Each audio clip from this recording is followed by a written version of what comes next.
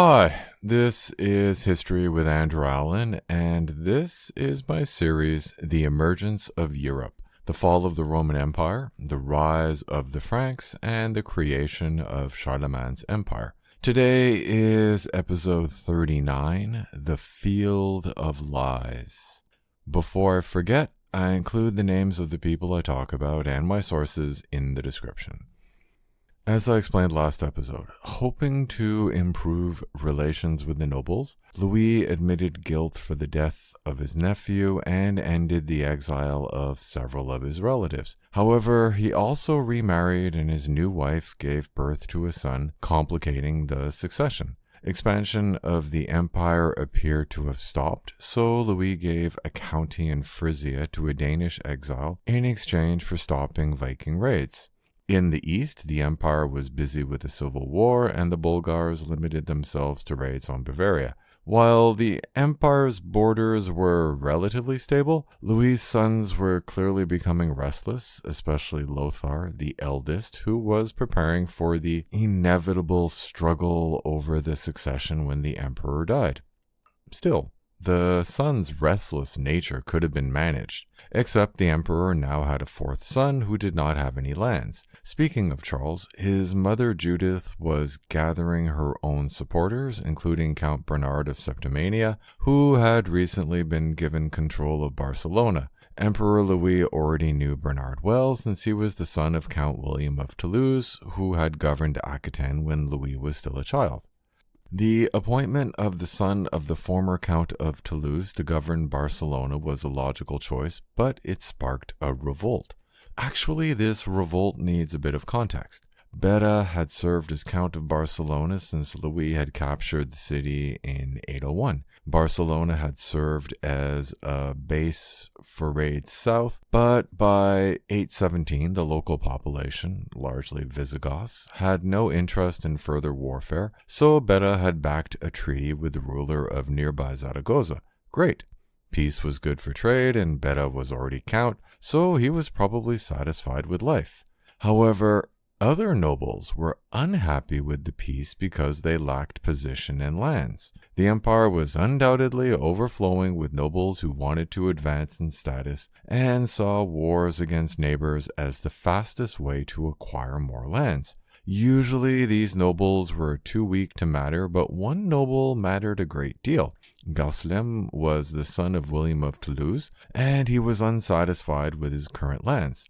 In 820, Gaucelem arranged for accusations to be made against Beda, who lost his position as Count of Barcelona. Still, the region remained calm until Gaucelem's brother Bernard was appointed Count of Barcelona. The exact details are unclear, but a follower of Beda named Aizo resented the appointment of Bernard as Count of Barcelona, so he revolted, aided by troops sent by the Muslim lord of a border region.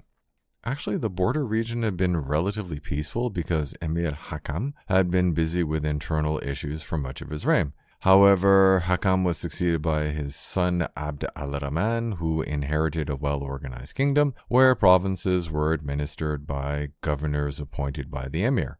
Stability enabled trade and a growing economy based on cash, not barter. In particular, the Berbers had introduced excellent irrigation techniques which transformed their regions and greatly expanded agricultural production. While the emir undoubtedly would have liked to retake Barcelona, he was preoccupied with the aggressive King Alfonso of Asturias. Instead, Aizo's Muslim ally was an autonomous lord in the border region. Honestly, Aizo would have known well the dangers of involving the Emir of Cordoba, who would have happily helped Aizo but then claimed Barcelona for himself. Anyway, the emperor decided to crush the revolt, so his son Pippin, the king of Aquitaine, was told to lead a large army south, and Pippin would be joined by the powerful counts Matfred of Orleans and Hugh of Tours.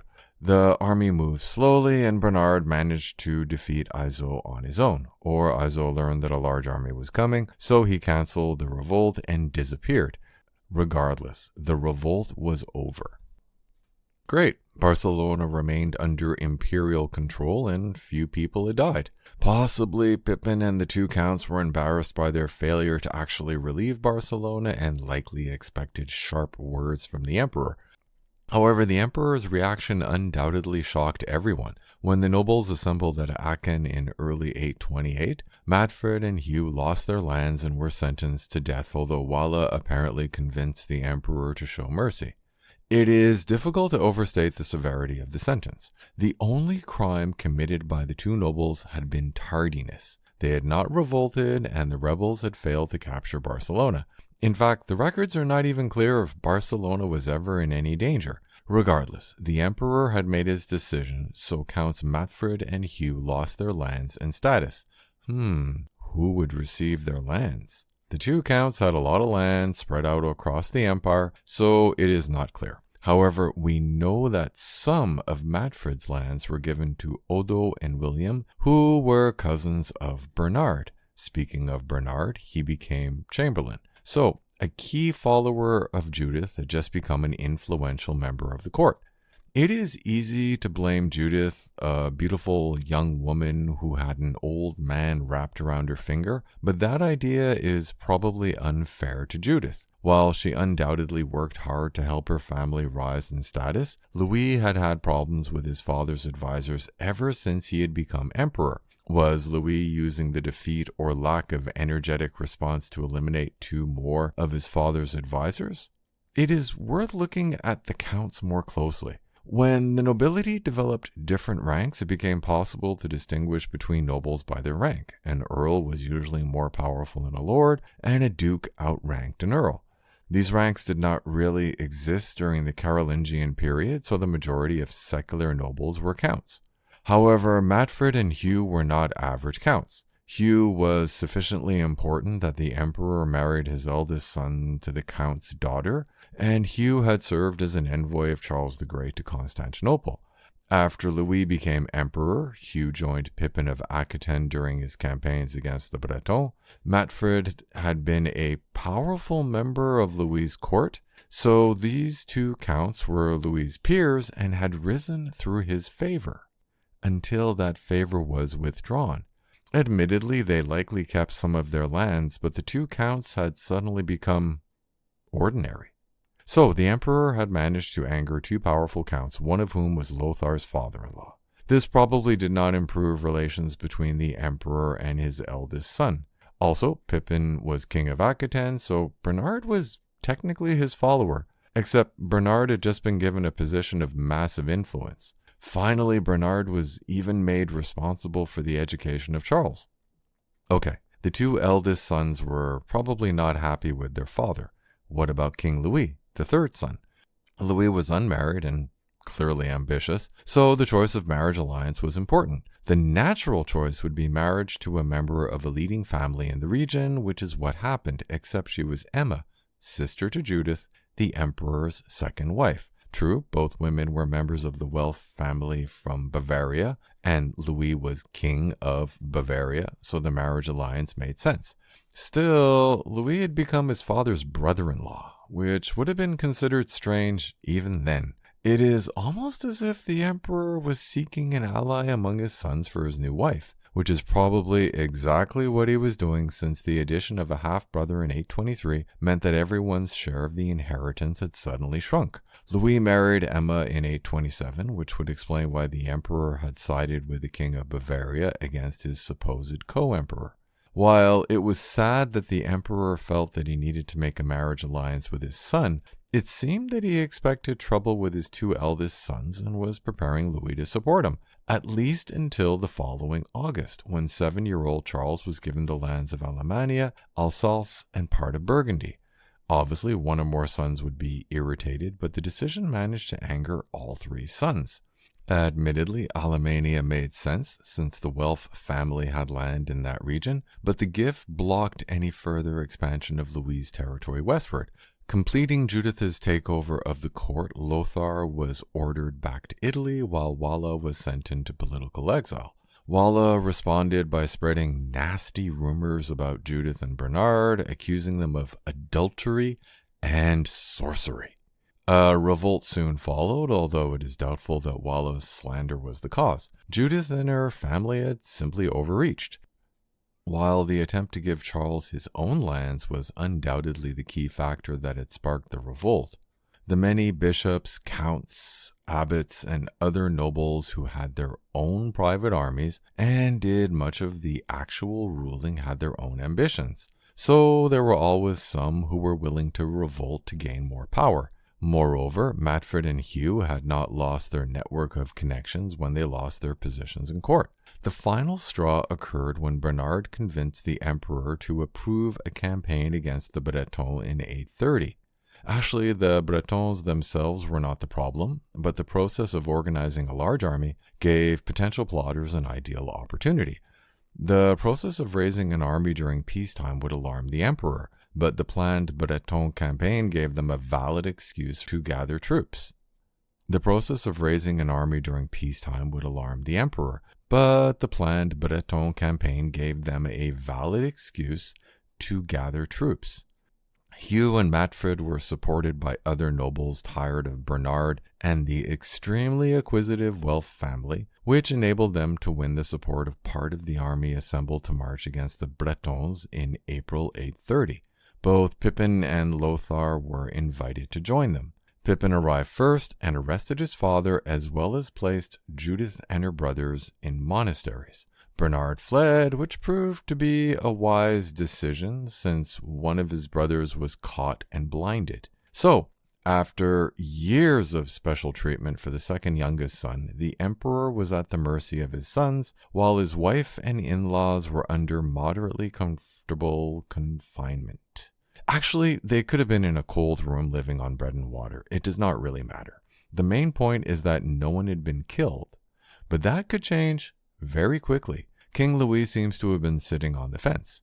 Admittedly, the coup had taken place on the opposite side of the empire, but he does not seem to have made much effort to make a rescue attempt. Well, the situation was grim, but the key factor was Lothar. Aside from the fact that he was the eldest son, the coup had been organized by nobles loyal to him. So what would Lothar do? Apparently not much. Lothar arrived and appointed himself co-emperor. On the surface, it appeared that Lothar merely wanted to return to his original position before his father had lost his temper and exiled him to Italy. Maybe Lothar gave Emperor Louis a smug look, but he did little else. In fact, that is the point. He did not release his father, and he did not increase his brother's lands. Since Lothar was once again co-emperor, and the other co-emperor was not at liberty, there was actually only one emperor, Lothar. The senior co-emperor appeared to be in a difficult position, but he quickly figured out a simple solution. He sent messages to Pippin and Louis offering to increase their inheritance if they switched sides. The offer worked, and support from Pippin and Louis ensured that their father regained his throne during the assembly held in Nijmegen in early October after months as a prisoner of his sons. Once he was emperor again, Louis moved to deal with the charges against his wife. It took time to gather the leading men of the kingdom, but an assembly was held in Aachen in February 831. Judith swore an oath and was absolved of the adultery charges. Bernard was also absolved of charges, but did not regain his position as chamberlain. Louis was relatively lenient. Lothar kept his life and even his lands in Italy, while the rest of the empire was divided equally between Pippin, Louis, and Charles. Given that he had arrested his father, it could have been much worse for Lothar. Naturally, Charles was too young to appreciate his new lands, but Pippin and Louis undoubtedly did, at least until May, when the emperor forgave the rebels and returned them to favor. 3 months after they had lost his favor. The sudden change of heart is hard to explain, but possibly Louis could simply not stay mad for long. Pippin and Louis were unlikely to accept this situation happily, but the emperor seems to have been surprised by their reaction. Pippin refused to attend the next assembly, but Louis organized an actual revolt in March 832, backed by Count Matfred, who had formerly been a supporter of Lothar. However, the emperor arrived with a large army 2 months later. So many of Louis's supporters switched sides, and Louis himself was forced to swear to never conspire against his father. Once Louis had been dealt with, the emperor traveled to Aquitaine to discipline Pippin, who was imprisoned. It is interesting that King Louis merely had to suffer the humiliation of submitting to his father in his own capital, but Pippin was imprisoned. Remember, Pippin had been the son who had initially imprisoned his father, so maybe the emperor wanted his son to know what it felt like to be in a prison. In the end, Pippin's lands were given to Charles, and the rest of the empire was divided between Charles and Lothar, although Louis kept Bavaria. To be fair, these campaigns had been relatively bloodless. Then Pippin escaped and rallied his followers, so the emperor had to retreat from Aquitaine, which meant that the whole game of musical chairs would start again. Fortunately, everyone wanted to avoid a war, so an assembly was held in Alsace in 833. Pope Gregory IV was asked by Lothar to mediate between the emperor and his sons, so Gregory accompanied Lothar north. The Pope thought that he would help negotiate a fair agreement of how the empire would be divided when Louis died, but it soon became apparent that the sons had no interest in an agreement with their father. Clearly, the sons had lost any faith in their father since they remained united, even though they had previously plotted to acquire each other's lands. The family was squabbling over who had been promised which territory and how everything had been fine before their father remarried, but he was lonely and needed companionship, blah, blah, blah. Meanwhile, the nobles who led the men that made up the respective armies were debating who was more likely to win and talking to each other about whether or not they were willing to risk their lives for an emperor who was not getting any younger and who had displayed erratic judgment. Most important, the sons would inherit soon enough anyway, and the emperor was unlikely to execute all three adult sons, even if he won the battle. Over a period of days, a steady stream of nobles made their way to the camps of the sons, depending on which son ruled the region where their lands were located, and made a deal. Once enough nobles had switched sides, the remainder had little choice, so the emperor surrendered on June 30th, and the event became known as the Field of Lies. The sole consolation was that Louis retained sufficient authority to avoid the formal process of becoming a monk, so he was simply confined to a monastery where he waited patiently for his sons to break apart as they argued over the division of the empire. Lothar became emperor, Judith went back with the Pope to Italy, and Charles was placed in a monastery. The exact boundaries of the new division are unknown, but Pippin and Louis convinced Lothar to enlarge each of their kingdoms, which is probably why the sons had remained united. Pippin kept Aquitaine and added the county of Anjou. Either Aquitaine counted as a huge territory, or Louis had a superb bargaining position because he added all of the eastern territory of the empire to his kingdom of Bavaria, gaining Franconia, Saxony, Thuringia, Alsace, and Alemannia. In return, Lothar insisted that he would be emperor, not first among equals. And thus, the trouble started almost immediately. There were 3 sons, and only one could be emperor. Louis and Pippin had no interest in publicly acknowledging their brother as their superior. To sum up, Emperor Louis made some personnel changes in the court when he took away the lands of Counts Hugh of Tours and Madfrid of Orleans, and made Count Bernard of Septimania his chamberlain. Since Hugh and Madfrid were supporters of Lothar, and Bernard had allied with the emperor's new wife Judith, the emperor had clearly decided to weaken his eldest son. Unsurprisingly, there was a revolt, and the emperor was imprisoned. Lothar appeared triumphant, but he wanted to rule as emperor rather than share the empire with his brothers Pippin and Louis. So Emperor Louis offered Pippin and Louis more lands. They accepted the offer, and Lothar was exiled to Italy. Great, the family drama had been resolved. Until the emperor changed his mind and forgave Lothar. Unsurprisingly, Pippin and Louis revolted. Hoping to resolve the situation, the emperor held an assembly with his sons, but this time Lothar, Pippin, and Louis remained united, so Emperor Louis found himself in a monastery. Once again, Lothar wanted to replace his father as emperor, and once again, Pippin and Louis did not want to bend the knee to Lothar. So, would the brothers manage to remain united, or would they start fighting each other? I will answer that question next episode. Thanks for listening. If you liked the episode and want to support me, I include a link to my Patreon in the description, or you can buy me a coffee.